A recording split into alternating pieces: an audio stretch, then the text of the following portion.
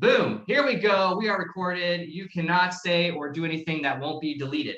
So without further ado, thank you all so much again. This is Virtual Presentation Friday. I am your host with the most, Micah Hunt.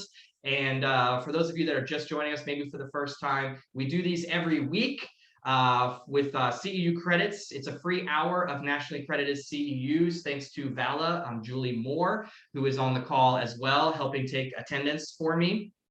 So again, if you want those CEUs, please make sure I have your correct email. So at the following of this presentation, you'll get a thank you email from me that'll have all the information from our speaker, to the survey, to also the recording that you can share with your corporate offices and others in the community, as well as a contact list at the very bottom that'll show who all attended here, so we can keep the connections and the networking continuing on throughout this time after this call. This is an hour, and you will be muted, and there'll be questions following this call. So feel free to keep your questions, but if you don't want to forget the question, feel free to chat it, and I'll ask the question once Miss April is done with her presentation. So again, thank you all for joining us, and without further ado, I'm going to start to shut up now and let our speaker take on, because that's who you all really want to hear. And I'm going to turn it over to Miss April John, who is with SeniorWell group, and she was probably going to provide a little bit of a better intro for herself, and going into the discussion of the importance of ancillary care. Good morning, everyone. Thank you so much for having me. I'm excited to talk to you about the importance of ancillary care, especially to, as I've been looking through the chat where all of you are from and what you do. I think this is going to be a really exciting and interesting and certainly data-driven conversation on some statistics that you can use to assert the importance of ancillary care in your communities and for what you're presently doing. I think that you'll find this very interesting and hopefully can contribute and be additive to the care that you're already providing within your communities. So I'm going to go ahead and share my screen. So what we're really going to be discussing today is the impact of preventative and routine ancillary care on improved healthcare outcomes, and quality of life for the geriatric population. Just as a presentation overview, I'll do an introduction of myself as well as our COO and VP of Customer Success. We'll talk about the importance of ancillary care. We'll go ahead and define what ancillary care really is, talk about population dynamics for the geriatric community, talk about ancillary care, specifically podiatry, audiology, and optometry within the geriatric population, and then my organization, SeniorWell, and our specific model of care and how we deliver that care to senior living communities. My name is April John. I am the Vice President of Clinical Integration at SeniorWell. I have provider oversight, provider management. I manage our entire recruiting cycle and our lab operations. We have our own lab that customizes our own prosthetics. Tom Nolan, who's unable to join us today, but is our Chief Operating Officer and is really in charge of the entire operation of our organization. I'll have Shauna, who will be talking in our last slide, go ahead and introduce herself at that time. She is our VP of Customer Success. The importance of ancillary care. So I don't believe that the subject gets enough attention, so excited to get to share today. Ancillary care really refers to the wide range of healthcare services that really support that primary care team and the primary care physician. The collaborative approach of both the ancillary and primary care team can really help to narrow a differential diagnosis, right? You've got plenty of diagnoses for a lot of these residents who may have multimorbidity, right? And so because of that, having this collective team, this comprehensive team can really be helpful in understanding the specific scope of care. For most older adults, care needs include both preventative services, but also coordinated treatment of chronic and acute conditions. And to illustrate the importance of ancillary care within this comprehensive approach, we're going to use both fall risk, which I know is very prevalent, and we'll talk about the statistics of that prevalence, and diabetes management, also two of the most prevalent circumstances that are affecting the geriatric population today. We'll talk about the importance of fall risk prevention and diabetic management as it relates to podiatry, optometry, and audiology in elder care.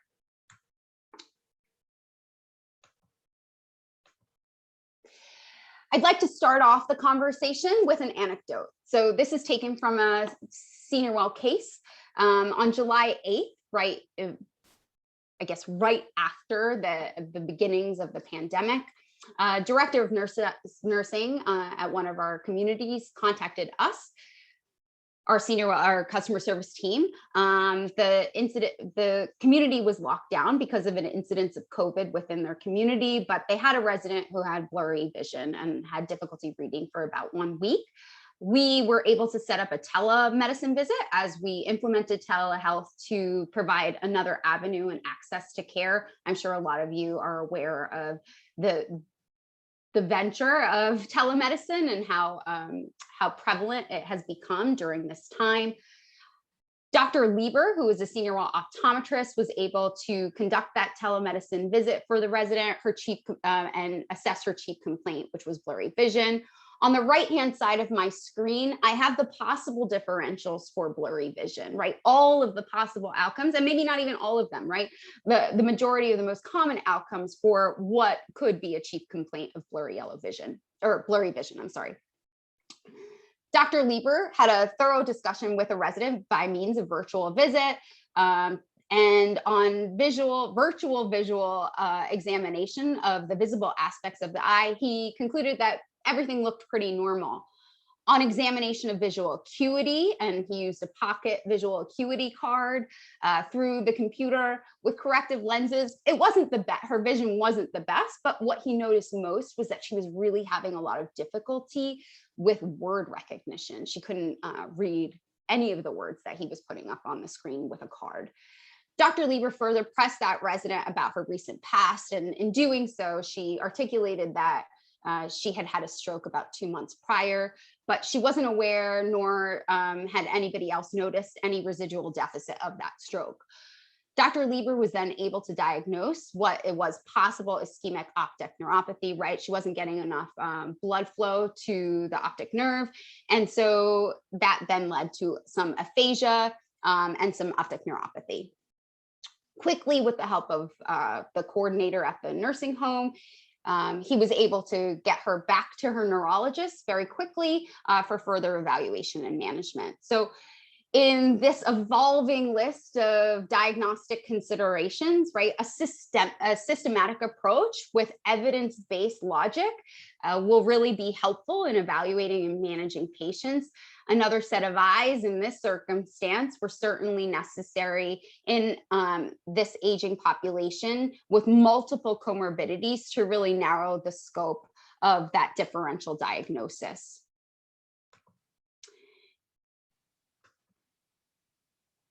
Now let's talk about the growth dynamics of the geriatric population. As I'm sure we all know, the predicted growth of the population will be 90 million by 2050.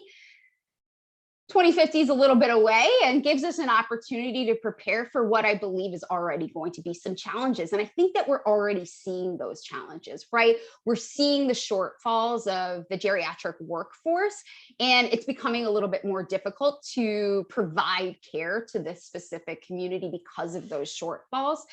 Just increasing the number of geriatric trained workers is not going to address how we deliver the care and how we are looking at improved healthcare outcomes for this specific population of patients. The clinical management of these patients is going to be complicated by the challenges of multimorbidity. 50% of older adults have 3 or more chronic conditions, in 50% of older adults. The delivery of recommended care will rely heavily on this comprehensive approach, right? Not just the primary care, but all of the members of that ancillary care team, whether that be a physical therapist or the occupational therapist or the audiologist, right? All of these people coming in to taking care of this resident is really going to be helpful in that improved outcome. So we're going to talk about 2 very specific concerns that I believe that a lot of people, not just myself, believe that the ancillary care approach can be helpful in specifically fall risk and then diabetic management. So the price of aging, as we all know, includes increased risk of fall. 1/3 of community dwelling or senior living elderly persons and 60% of nursing home residents fall each year. The risk factors include increased age, as we know, polypharmacy use, cognitive impairment, but also sensory deficit. Just going to read off some statistics here. 1 in 4 Americans age 65 and older falls every year. Every 11 seconds, an older adult is treated in the emergency room for fall. Every 19 minutes, an older adult will die from fall. Falls are the leading cause of fatal injury and the most common cause of non-fatal trauma-related hospital admissions amongst older adults. And falls result in more than 2.8 million injuries treated in the emergency department annually, including over 800,000 hospitalizations and more than 27,000 deaths, right? These are staggering statistics. And the majority of these risk factors include lower extremity weakness, sensory misperception, dizziness and imbalance, medication, vitamin D deficiency, poor vision, and environmental hazards. All of these, I'm sure you're very much aware, are very prevalent within the nursing home community. Falls with or without injury also carry, a heavy impact on quality of life. As older adults have one fall, then they become more fearful of continued falls, right? And so then they regress and they're not ambulating throughout the community as much as they would have if they didn't have that fear. That lack of social engagement then leads to further physical decline, depression, social isolation, and feelings of general helplessness, right? Then that's affecting our mental health as well as our physical health. And you just see that progress over time. So specifically, ancillary care for fall risk in the geriatric population, we'll use the 3 specialties of podiatry, audiology, and optometry to really show evidence to the approach of how to improve healthcare outcomes. So podiatrists, based on individual risk factors, certainly have an important role to play in reducing the risk of fall. They can do this by means of foot health, patient education, health promotion, rehabilitation, and mobility. Podiatric services assess and treat foot pain, identify and correct biomechanical gait abnormalities. They can prescribe exercise programs and issue very specific foot health, preventative foot health advice, and possibly recommend diabetic shoes. Within fall prevention teams or services, the role of the podiatrist can further involve undertaking the training of other clinical staff within the community. You can talk about postural inability or instability, and medical factors that might improve gait and footwear. That then promotes the role of the podiatrist within the community that can be helpful in overall success. The inclusion of podiatric services within the long-term care can often produce really dramatic effects, right? So very conservative management can have long-term success. Immobility can then be replaced with mobility, and quality of care can then translate to quality of life. Podiatric care can help restore some of that. We talked about the fear, right? You're restoring that confidence so that patients and residents can walk freely amongst the community and ambulate, ultimately regaining their confidence and ability to participate in social engagements and their activities of daily living. Now we'll talk about audiology. So as low hearing uptake rates and the emergent science related to age-related hearing loss, we know that has long-term consequences to health and wellness. Audiologists are certainly can be additive to a primary care physician's team. Audiologists can play an essential part to maximize functionality and minimize that hearing loss impairment. So some very interesting statistics is 50% of the patients seen in an audiology clinic, 50% of patients seen in an audiology clinic report at least one fall per year prior to their appointment. 68% of audiology patients report a recent fall within the last 12 months. Fall risk assessment are certainly within a scope of practice per the American Audiology Academy for audiologists. A Hopkins study in 2017 evaluated 2017 participants to determine whether or not patients with more hearing loss had higher risk of falls. The investigators found that with a 25 decibel hearing loss, there was nearly a 3 times more likely to have a history of falling. So any increase of 20 or decrease of a 25 decibel hearing loss, you have a 3 times more likely incidence of falling. Every additional 10 decibel of hearing loss then increases the chances of falling by 1.4-fold, right? So any preventative action to eliminate that hearing loss prior to it becoming a very rapid disease process, we can certainly eliminate that fall risk. Secondly, 50% of adults complain of dizziness, right? So, and this attributes, and a very interesting statistic I thought, attributes to the second most common complaint to a primary care provider. So dizziness is the second most common cause of complaint, and dizziness is certainly a function of the vestibular system within our inner ear, right? It isn't the totality of dizziness, but it could be one of those possible differentials. So in this circumstance, an audiologist can certainly be helpful in understanding the underlying issues that may accompany that dizziness. The treatment of hearing loss by an audiologist can provide support through a routine hearing exam, bone and air conduction, as well as a tympanometry and just an otoscopic exam, right? Cerumen management is also helpful in these circumstances. This is likely to result in some improved healthcare outcomes, and then you'll see greater patient compliance and overall, right? Fall risk is a huge cost to care. So overall, we're going to also be reducing the cost of care. Lastly, optometry as it relates to fall risk. In 2014, an estimated 2.8 million people aged 65 years and older in the United States reported severe vision impairment. Good vision is important for maintaining balance as well as for identifying low contrast hazards and then identifying spatial relationships, right? And discerning, estimating distances. As visual deficit increases with age due to just specific wear and tear, as we get older, we lose a little bit of vision. Optometrists can then, really be in tune to someone's ocular health. Some processes are the result of normal aging, but others are really a pathological process that need to be investigated further.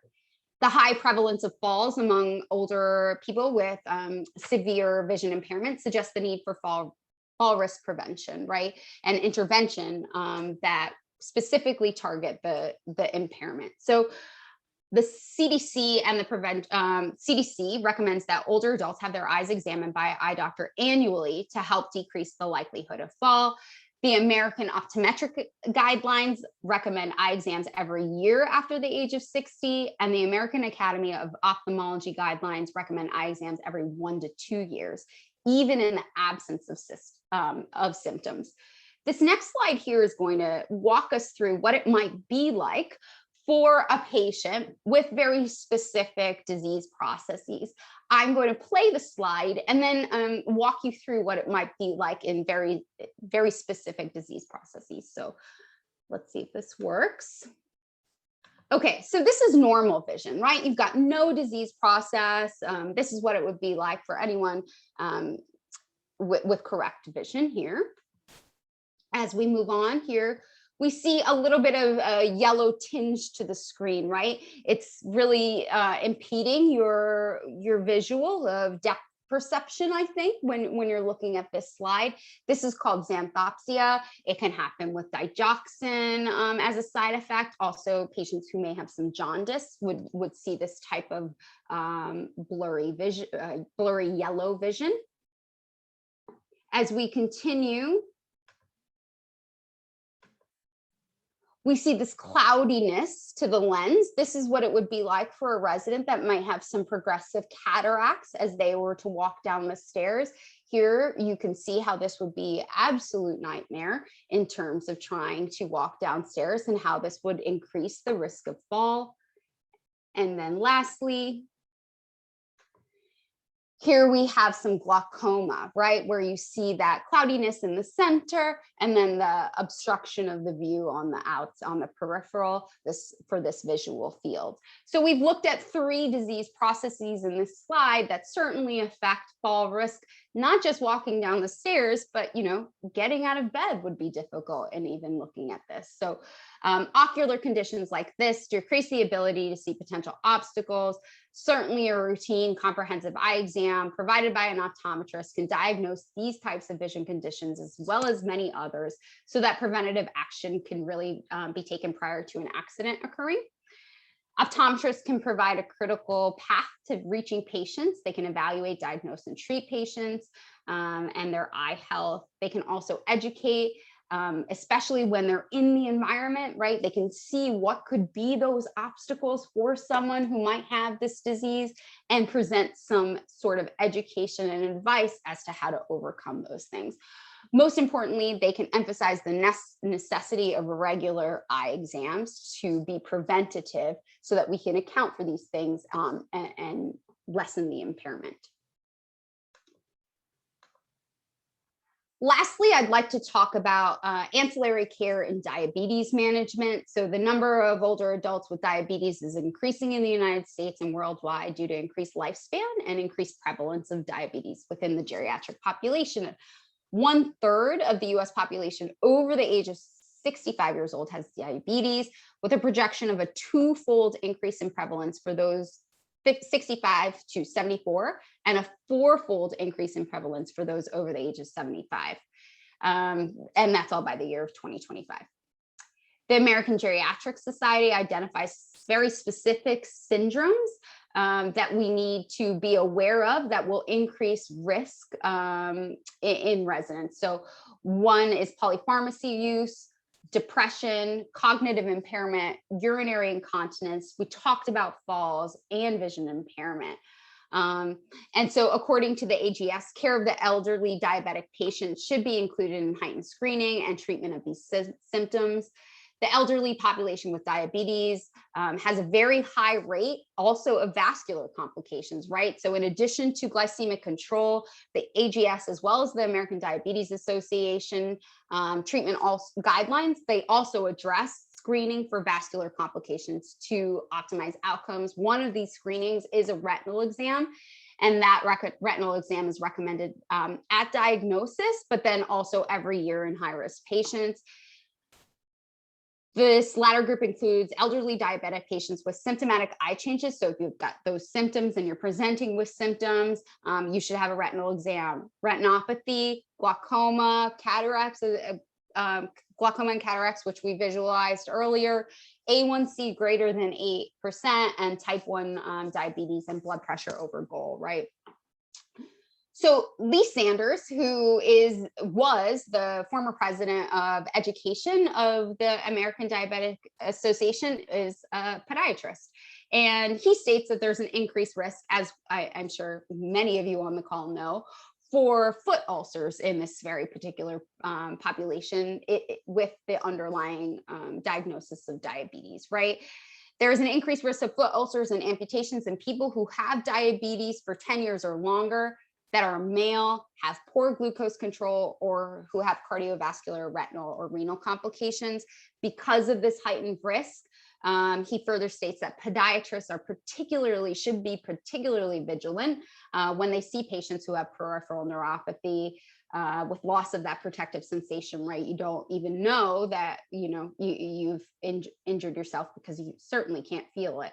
Altered biomechanics can also lead to that, and then increased plantar pressure, which is a cause for exacerbation of the ulcer, which could lead to amputation, right? Another indication why podiatry is very necessary in terms of ancillary care and diabetes management. So I've been able to talk a lot about the importance of ancillary care for the purpose of our discussion today.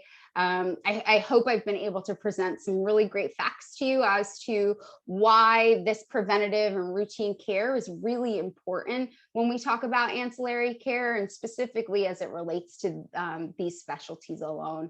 I'm going to hand over the conversation now to Shauna, who's going to talk about the delivery of healthcare in SeniorWell's model.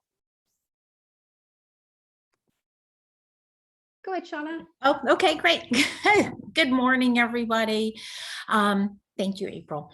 So we need the next slide, please. All right, great. So as April, I know, gave a lot of information, and at SeniorWell here, you'll see our model of care encompasses the 4 ancillary services that April has shared with us. So there's podiatry, audiology, optometry, and dentistry. And without going into specifics yet, for us, that model of care is, you see the circle that kind of connects every service. And that's where we look at offering that continuity of care to the senior resident through these services. So we are actually a single facilitator of care for this. And you'll see how under podiatry and audiology, optometry, and dentistry, all the different types of assessments, evaluations, testings and screenings that we do offer the senior resident. And these are things that are done on site. And then our provider is able to make a recommendation for further treatment and to be able to address the needs that the provider sees, as far as making sure that the senior resident is getting the care that they need. Within the other aspects of our model of care, we actually have our own lab, so we can make prosthetics as far as hearing aids, dentures, and glasses. And new to, I guess, 2021 is that we're also offering telehealth services. So it's just an added way for for care to be given. So we're able to provide more of an urgent response to help seniors and the care staff to get that the assessment and evaluation in a timely manner. And we do that for podiatry, optometry, and dentistry. And that's pretty much it.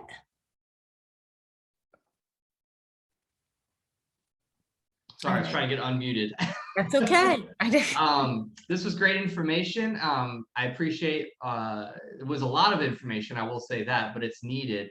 Can you stop sharing so we can open up the floor, or the screen rather, sorry, the screen to questions? Does anybody have any questions? Now's your time.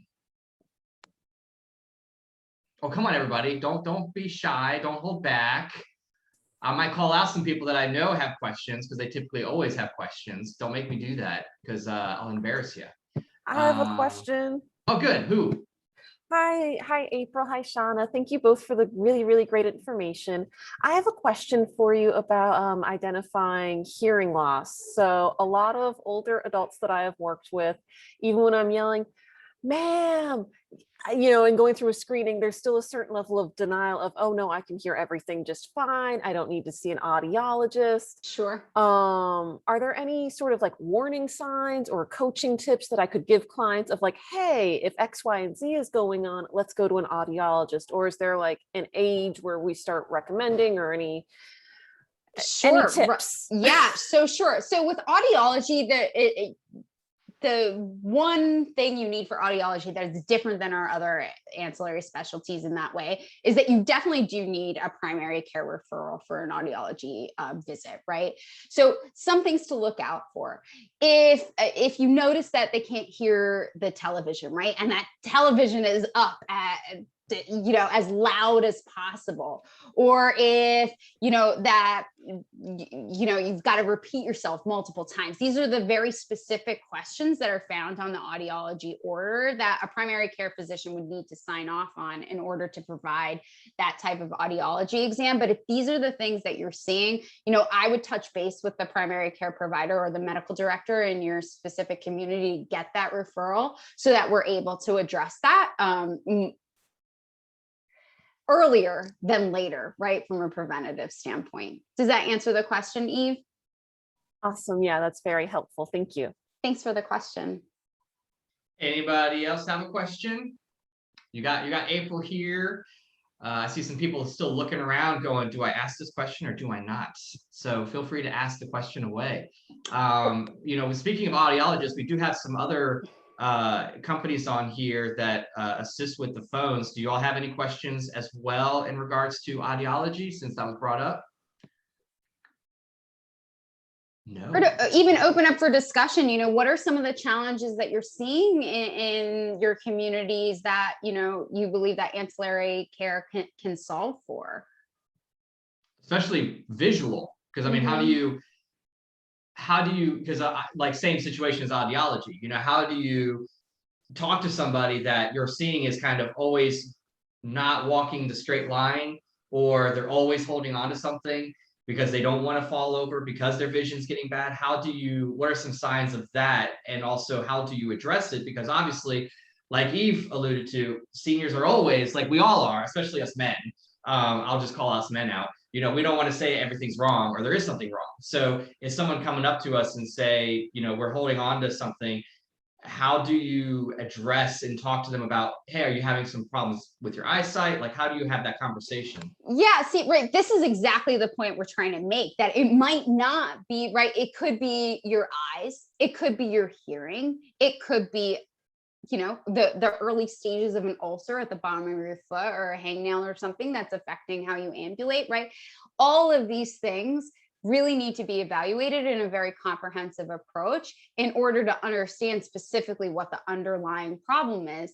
Oftentimes, when a primary care provider or medical director is assessing your entire census at a facility, right? How are we addressing the very specific nature of audiology in that sense, or hearing, right? And you've got to make sure that every resident is really being seen from all of these very different viewpoints in order to understand that comprehensive problem that might be happening. Fair enough. Does anybody else have any other questions? Come on now. No, but I would love to make a comment. I just love this full circle concept. This is Lisa with Caption Call, by the way. Hi.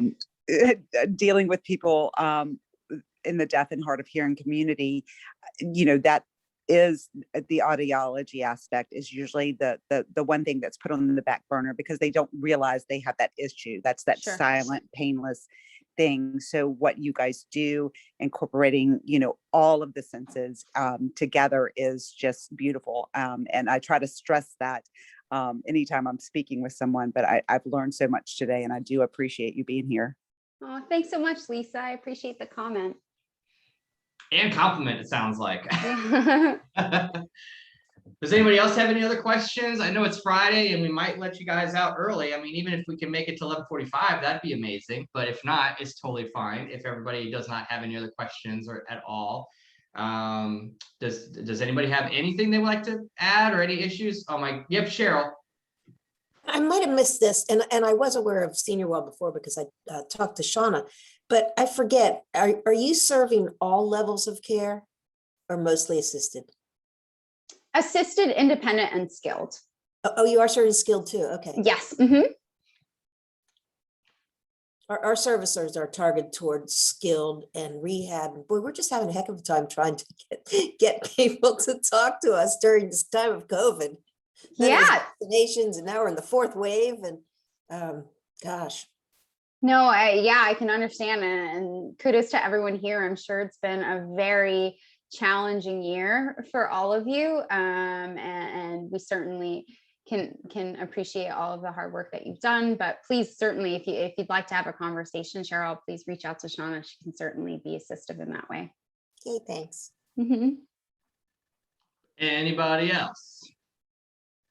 Anybody? Peter, I see you. Don't you dare come off mute. You are driving. Don't you dare come off mute. Well, if nobody else has any other questions, I guess we'll just call it an early Friday for once, which is very uncommon these days.